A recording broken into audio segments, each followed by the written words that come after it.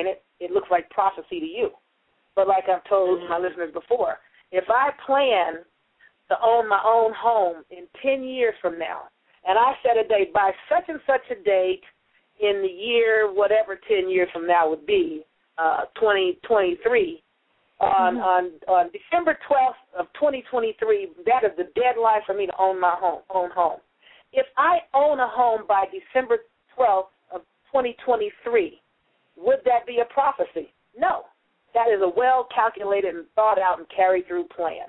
But the people that don't know that I have the plan, if I write it down and somebody reads, in 2023, on December 13th, Sister Yaffa is going to own a home, and then somebody that doesn't have a clue that it's a plan comes across and goes, wow, the prophecy came true.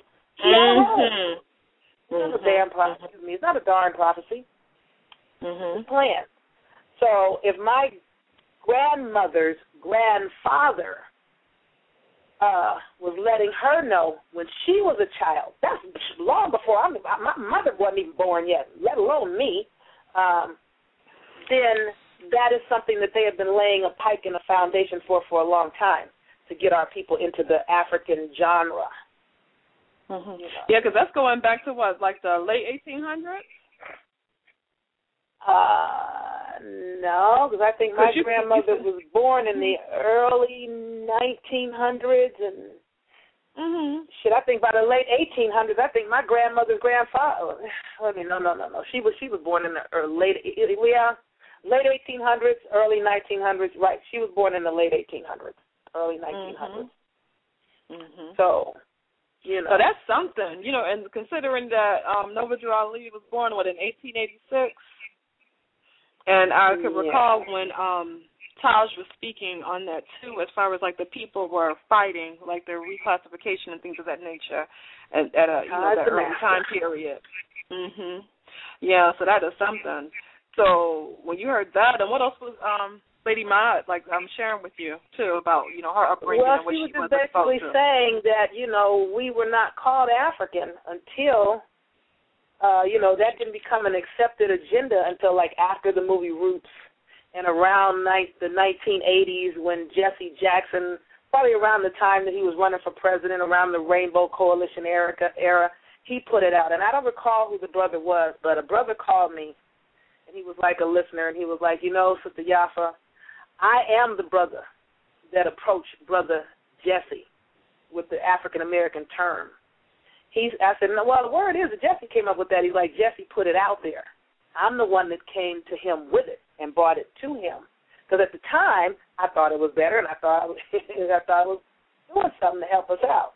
So, now, in retrospect, he fully realizes that it was an error, but everybody, including me, has been beating Jesse Jackson into the moon with it, because I'm like, done. Brother, how dare you? Because you know me, I've always suspected that brother is an agent, and that's not going to change anytime soon. So, when he came out with the whole African-American thing, which back then I didn't know, but now it's like, agenda, who you work for. I still wonder who he worked for, but, that's just, it is what it is. A whole lot of these brothers out here, I suspect, of being agents. People are accusing me of being an agent. I'm not no agent. I don't like the system that much. I don't hate the system, but I don't like it enough to be no agent for it and just what he called disinform my people in behalf of a system that, is attempting to wipe every brown complexion person off the face of the earth, because they have an agenda to eliminate brown skin off the globe. So, no, I'm not going to work for that system at all. I know that's right. I hear you on that. Yeah, because it makes me wonder when I'm looking, online, and then, too, even, like, in a community, there are certain, like, local stations that come on the AM dial, and then even with different forums that go on, I see that there's a repetition as far as, like, what the issues are, but in everything, it seems like no one really wants to go in to focus on the true history, the nationality, the denationalization, and the colonial construct that exists in place. And I don't think they know. Then You really think so? With so much, I don't think that they don't want to go in. I think a lot of people really have not connected the dots. I think, like I was on the phone with a sister earlier, and she was she's like, Sister Yaffa, I started looking into what you're talking about, and, you're correct about this we were here first thing. She said, and the more I looked into it, it's very well documented who they found. If you do the research, it's documented that they found our people here. But like she said, a lot of the old records, they didn't even classify us as African. We were written down as Negro, colored, mulatto, farmers, but they didn't have us down as African. She said, here and there you see an African here and there. And I said, well, you have to kind of remember the book, United States History from 1492 to present, or maybe it's called The History of the United States from 1492 to present, by Howard Zinn, where he acknowledges what I've told my listeners. That book came even later. But they imported 20 people from Africa into America as slaves, into Virginia. Now, hold that thought. It's interesting that after importing 20 Africans, and we don't know if those meant Europeans or if that was us, because the term African originally only applied to Europeans, just like the term black originally only applied to what people nowadays call white. However, they imported in 20 people from Africa on ships as slaves, and right after that, they created the color line. How do you create a color line with just 20 niggas, unless there's a whole lot more of them running around here already? Go ahead. I didn't mean to cut you off. Oh, it's okay. But with what you were saying about the importation of 20, I came across some interesting information in regards to John Smith's journals, and he documented that they found us here. Go ahead. Right. But what I'm saying is John Smith? Oh, yeah. Right. Columbus did too. It specifically highlights that there were, they called a tribe the More-Otakans, and that was in that Chesapeake Bay area. And it specifically talks about the More-Otakans, and I was shocked to see this because I had never even heard this. It's MoraughtICUND.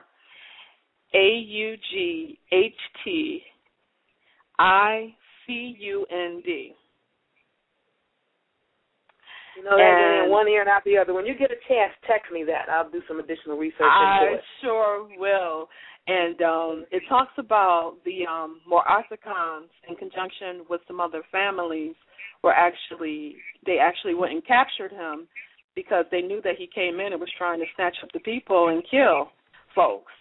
And so, in seeing that, I said, this is interesting.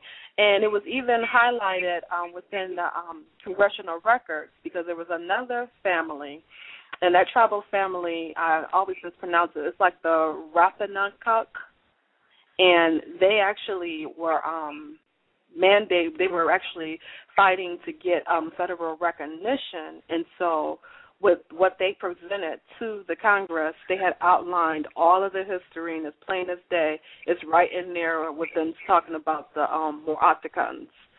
So it's interesting that you mentioned that. Nowhere. Well, go ahead. Well, yeah, but I'll just bring that up to say that, that story about, these 20 Africans being brought here by him. And I said, they never talk about, the ancestors actually capturing him because of what he was trying to do. So I never said they were brought here by him. That I didn't say. Okay. I see. But, I just, wanted to mention that. And I would like for you to go in and discuss more about who exactly these indentured servants were and what was the nature of their service and how did they become mixed. Sorry, go ahead.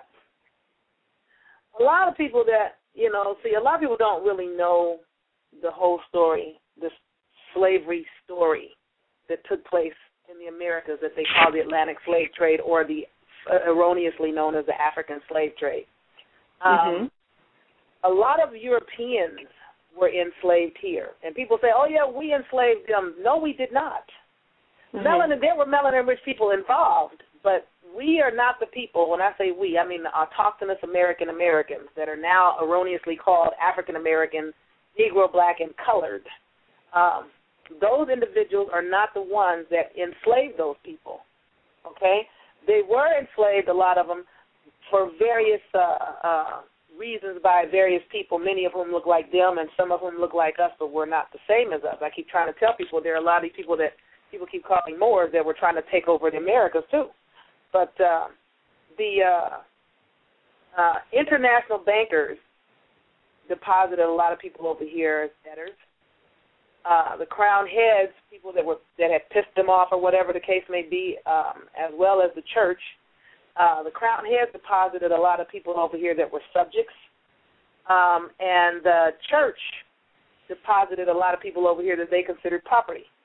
Because remember, the church feels like they own all the people because they own everybody's soul. Because the Pope of Rome works for Jesus and is the vicar of Jesus on the planet. He is supposed to be God or the Son of God on earth, and he has his Jesuit general and the Jesuit militia to enforce what they want to carry out.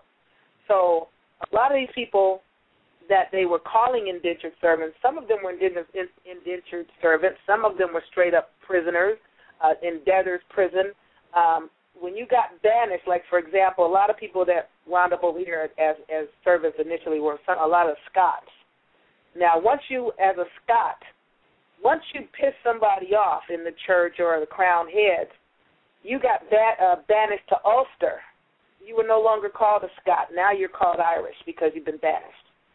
After a while, they stopped banishing them to Ulster and started banishing them to the what they call West Indies now, or the American islands, okay? And eventually people started getting deposited here. That's why they called the colonies the penal colonies or the prison colonies for punishment, okay?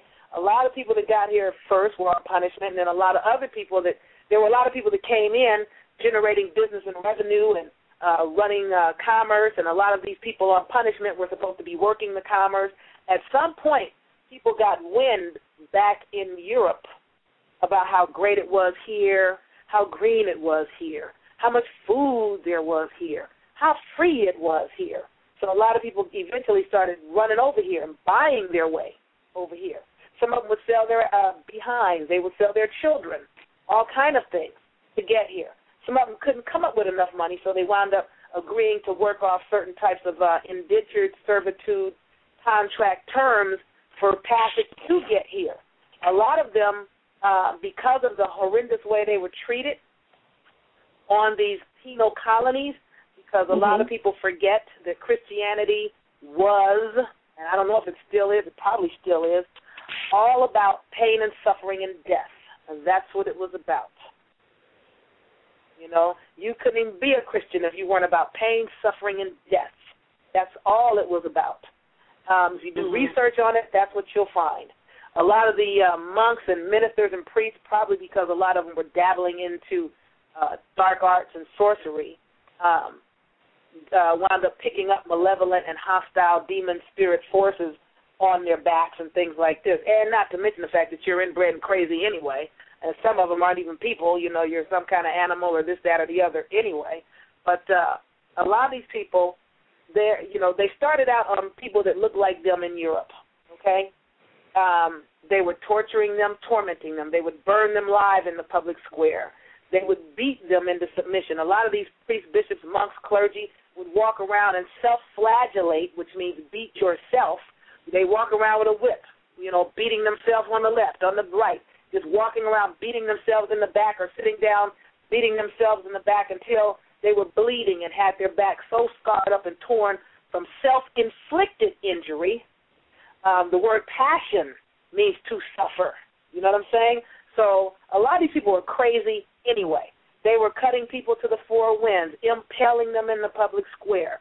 They were boiling them in oil. They were decapitating people. A lot of Europeans would stand around in crowds and watch these executions in the public square, yelling for the death of somebody like they crazy as hell or something.